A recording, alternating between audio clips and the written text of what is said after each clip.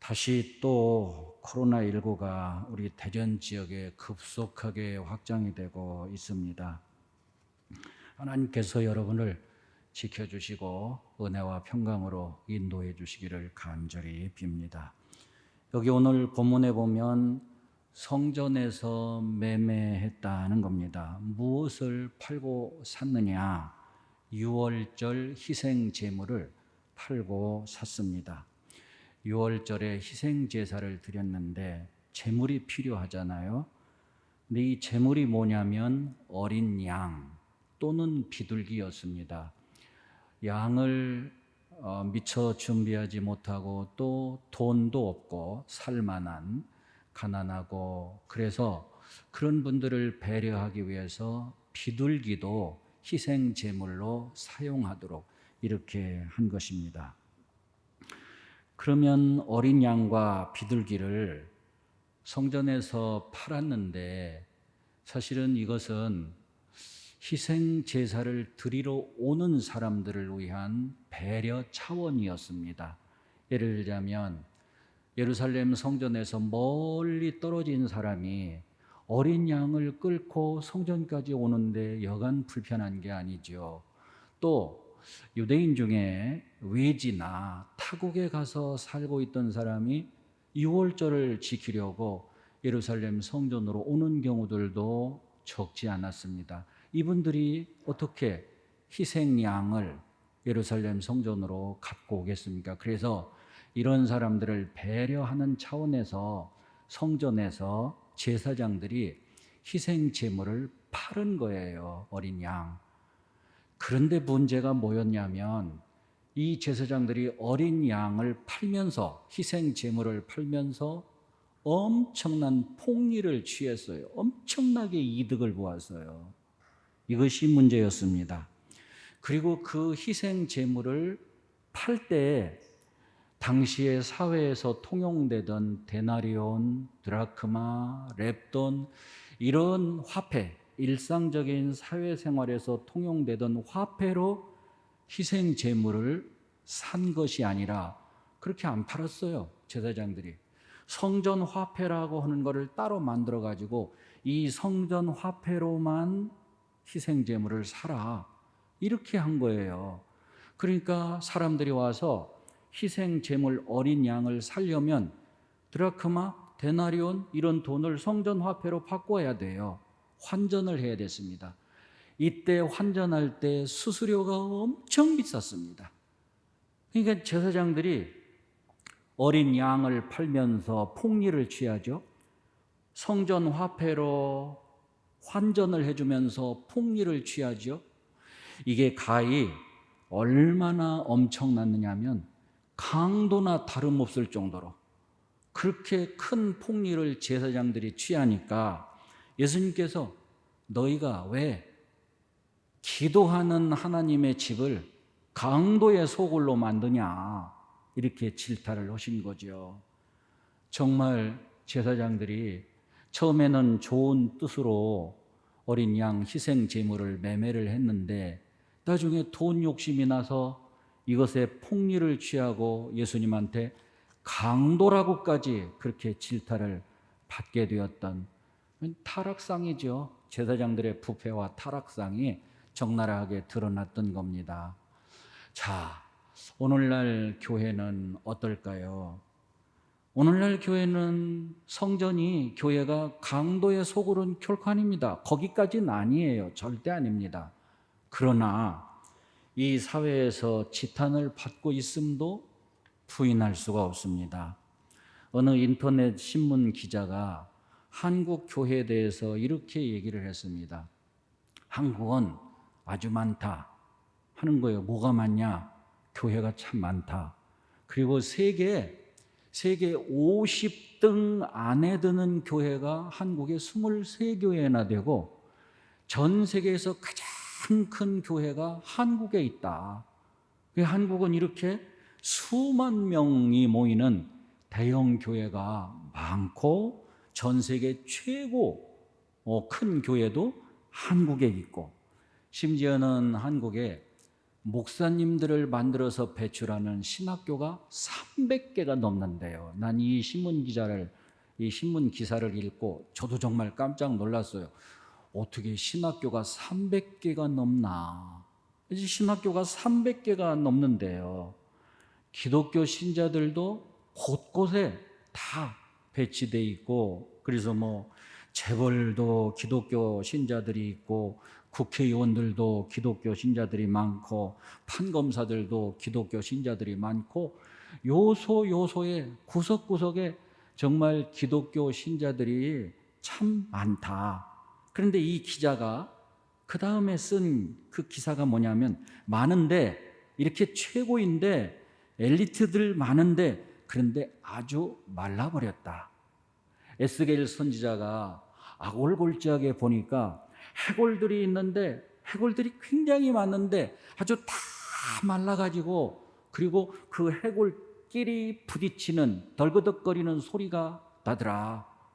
그런 것처럼 한국 교회도 많은데, 그런데 다 말라버렸다 하는 거예요. 그러면서 그 이유가 무엇일까? 왜 이렇게 한국 교회가 많은데 아주 말랐는가? 왜 이렇게 한국 교회가 욕을 먹는가? 사회에서 지탄을 받는 이유가 뭔가? 여러 가지가 있지만 그 중에 하나, 딱 이거다 하고 모두가 공감할 수 있는 이유가 있는데, 그게 뭐냐면 한국 교회 목사님들, 한국 교회 교인들 너무 이기적이다는 거예요. 이기적이다. 남을 배려할 줄을 모른다는 거예요.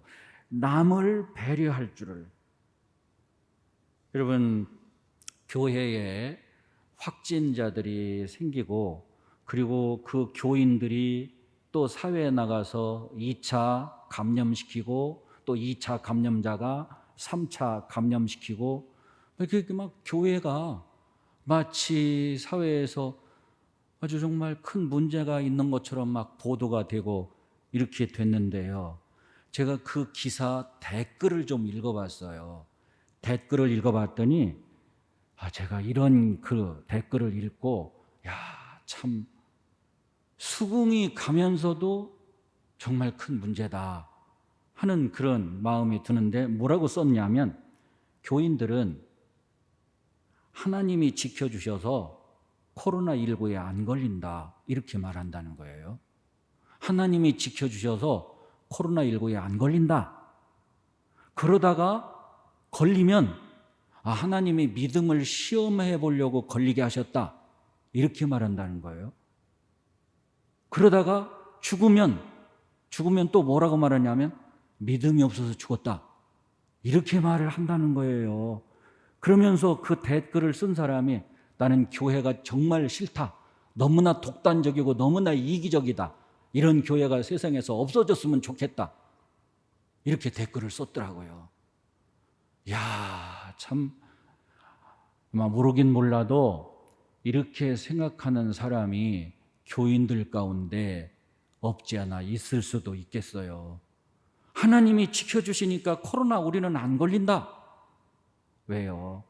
위생수칙 지키지 않으면 누구라도 걸릴 수 있어요. 목사라도 걸릴 수 있고, 아무리 믿음이 좋은 사람이도 걸릴 수 있고, 그리고 걸리게 되면 하나님이 믿음을 시험해 보려고 걸리게 하신 것이다. 그리고 죽기라도 하면 믿음이 없어서 죽어. 그러면 그 코로나 걸려가지고 산 사람들은 다 믿음이 좋아서 산 겁니까? 왜 이렇게 독단적인지 모르겠어요. 왜 이렇게 자기 편의주의대로 모든 걸 생각하고 자기 위주로만 해석을 하고, 그러니까 세상 사람들이 교인들 싫어하는 거예요. 교회 엔티하는 거예요. 교회가 욕을 먹는 정말 근본적인 이유, 우리들이 정말 되짚어보고 반성을 해야 되지 않을까 싶어요. 제가 1976년도 병원에 입원했을 때 읽었던, 참 그때 제가 이 책을 읽으면서 정말 은혜를 많이 받았는데, Herein is Love라고 하는 책입니다. 여기에 사랑이 있다는 건데, 이 책에서 성령은 사랑이다, 성령은 사랑이다. 그래서 제가 이게 무슨 소리야? 성령은 펄펄 끓는 거고 막 병도 고치고 은사도 있고, 그리고 막 파워이고 능력이고 이게 성령인데 뭔가 막 큰 막 힘을 발휘하고 그게 성령인데 그 성령은 사랑이다. 얼른 수긍이 안 갔어요. 근데 그 책을 쭉 읽으면서 요한일서 4장 7절 이하를 설명을 하고 하면서 말씀을 했는데 딱타하우에 박사가 한 그 얘기가 수긍이 가요. 그리고 성경적으로 이해가 돼요. 맞아. 하나님은 사랑이시다. 하나님이 사랑이시면 예수님도 사랑이야. 하나님과 예수님이 사랑이면 성령도 사랑이지. 삼위일체니까. 그렇다. 성령은 사랑이다. 맞는 말이다. 그래서 참 이 책을 읽으면서 은혜를 받았는데 여러분 갈라디아서 5장 6절에도 그랬잖아요. 할례나 무할례가 효력이 없대. 오직 사랑으로서 나타나는 믿음뿐이니라. 우리 예수 믿는 사람들이, 우리 신앙을 가진 사람들이 사랑으로 표현이 되고 나타나는 삶을 살지 않으면 그 믿음 있다고 할 수 없다는 거죠. 믿음이 뭐냐? 믿음이 할례나 무할례가 효력이 없다. 오직 사랑으로 나타나는 믿음뿐이니라. 스카이 제선이라고 하는 트리니티 신학교의 신학을 전공하고 저술가로 활동하고 있는 분이 있는데 이 사람이 이런 책을 썼어요. 하나님과 함께하는 삶이라고 하는. 하나님께 요구하는 삶이 있대요. 달라고 그런 거 하나님 앞에. 이거 잘못된 거 아니에요. 하나님 앞에 달라고 하는 거 너무나 자연스러운 겁니다. 또 하나님께 맞추는 삶이 있대요. 이것도 역시 우리 기독교인으로서 당연한 거죠. 하나님께 축복을 받기를 원하면서 하나님이 요구하는 삶을 살지 않는다. 율법을 지킨다든지 서로 사랑하라든지 또 주일 성수를 하라든지 하나님께 맞추는 삶도 살아야 돼요. 이것도 맞는 말이에요. 또 세 번째로 하나님과 상관없는 삶이 있대요. 하나님이 도와주시지 않아도 내 힘과 능력으로 할 수 있다. 이렇게 생각하는 사람. 하나님과 상관없는 삶을 사는 사람이래요. 이거는 우리가 배척해야 되겠죠. 또 하나님을 위한 삶이 있대요. 내가 복을 받으려는 것은 하나님 선교를 위해서입니다. 하나님의 영광을 드러내기 위해서입니다. 내가 잘되는 건 나 자랑하려고 그런 게 아니라 하나님 이름을 높이려고 그러는 겁니다. 이게 하나님을 위한 삶이에요. 이것도 우리 기독교인이 필요하고 마땅한 삶입니다. 마지막으로 하나님과 함께하는 삶이 있다. 그 하나님과 함께하는 삶이 뭐냐? 임마누엘이라는 건 우리가 하늘나라 올라가서 하나님을 만나서 하나님과 함께하는 것이 임마누엘이 아니고 이 임마누엘은 하나님이 하늘에서 내려오셔서 낮고 천한 인간들과 함께하는 것이 임마누엘이다. 그러므로 우리 예수 믿는 사람들도 아픈 사람들, 힘없는 사람들, 슬픈 사람들, 줄인 사람들 그들 속으로 가서 그들과 함께 공감하고 그들을 배려하고 그들을 섬기고 이것이 하나님과 함께하는 삶이다. 그런 얘기입니다. 하나님께 요구하는 삶, 또 하나님께 맞추는 삶, 하나님을 위한 삶 다 자연스럽고 당연하고 필요한 거지만 우리가 정말로 무엇보다도 우리에게 필요하고 우리에게 요구되고 우리가 해야 될 삶이 하나님과 함께하는 삶. 저 하늘로 올라가서 하나님과 함께하는 삶이 아니라 우리가 내려가서 힘없는 사람들, 지금 울고 있는 사람들, 그들에게 내려가서 함께 울어주고 함께 아파해주고 공감해주고 그들을 배려하고 또 섬기고 이런 삶, 이 하나님과 함께하는 삶, 이게 필요하다 그런 얘기입니다. 제가 어제 그저께 교회 연합 신문에서 그런 기사를 읽었어요. 개척교회들이 아주 어려운 결단을 했다. 근데 개척교회들이 세상 사람들에게 걱정을 끼치지 않기 위해서 세상 사람들의 어려움을 함께 하기 위해서 그래서 오프라인 예배, 성전 예배를 중단하기로 결정했다 하는 기사를 읽었습니다. 얼마나 어려운 결정이었는지 개척교회를 해보신 분은 알아요. 처음에 교인들 연하무 명 이렇게 있을 때는 정말로 교회 월세 내기도 바빠요. 목사님 사례비는 고사하고. 참, 그래서 매주마다 예배를 드리지 않을 수 없는 나름대로의 사정도 있고 어려움도 있거든요. 그런데 우리가 월세 못 내도 목회자가 생활비, 사례비 못 받아도 우리 세상 사람들과 함께 하기 위해서 예배를 중단하기로 했다 하는 그런 기사를 읽으면서 뭉클해지더라고요. 이게 하나님과 함께하는 삶이 아니겠는가, 그런 얘기입니다.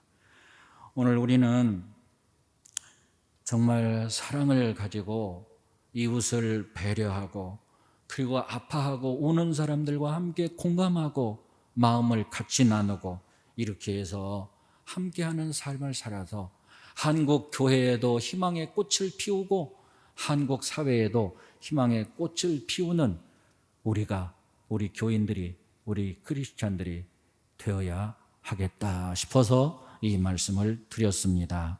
기도하겠습니다. 하나님, 오늘날 한국 교회가 사회에서 지탄을 받고 있는 참으로 안타깝고 가슴 아픈 현실을 우리들이 애써 부정하려고 하는데 그러지 않게 해주시고 적나라하게 되돌아보며 회개하고 다시 이 사회를 사랑하는 마음으로 교회들이 우뚝 설 수 있도록 도와 주시옵소서. 이 코로나19 이 현실이 우리 교회가 사회에 좋은 이미지를 심을 수 있는 조로의 기회라 생각할 수 있도록 도와 주옵소서. 그래서 이 기회에 정말 솔선수범하여 앞장서서 방역에 솔선수범하고 또 아프고 힘든 사람들 그들 마음을 헤아리고 위로하며 격려하며 배려하며 섬기는 그런 사랑으로 희망의 꽃을 피워가는 교회가 되게 도와 주옵소서. 예수 그리스도 이름으로 기도하옵나이다. 아멘. 이제는 우리 주 예수 그리스도의 충만하신 은혜와 하나님 아버지 극진하신 사랑과 성령님 감화 감동 역사하시고 축복하시는 은총이, 보호하시는 은총이 우리 모든 성도들 머리 위에 늘 충만토록 함께 하옵시기를 간절히 축원하옵나이다. 아멘.